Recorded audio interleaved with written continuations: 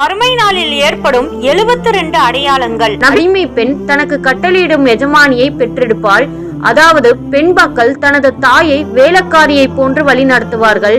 செருப்பில்லாமல் நடப்பவர்கள், ஆடையின்றி இருப்பவர்கள் கூட தலைவர்களாக ஆகிவிடுவார்கள்.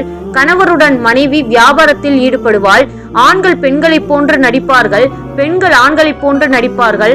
அல்லாஹ் அல்லாத உலக வஸ்துகளின் மீது சத்தியம் செய்வார்கள். முஸ்லிம் பொய் சாட்சி கூற தயாராகி விடுவான்.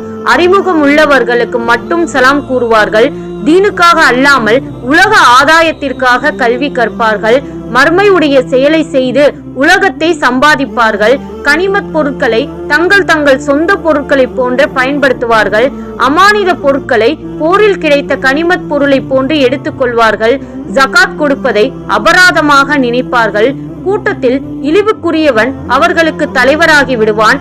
மகன் தந்தையை நோவினை செய்வான். தனது தாயை வெறுத்து விடுவான். தனது நண்பனுக்கு கேடு செய்வான். கணவன் மனைவிக்கு கட்டுப்பட்டு நடப்பான். தீயவர்களின் சப்தம் பள்ளிவாசல்களில் அதிகமாகிவிடும்.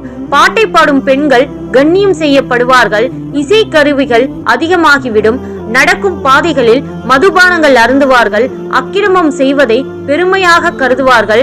மக்கள் நீதத்தை லஞ்சம் கொடுத்து மாற்றுவார்கள். காவலர்கள் அதிகமாக இருப்பார்கள். இசையை போன்று குரானை ஓதுவார்கள். விலங்கினங்களின் தோலை பயன்படுத்துவார்கள்.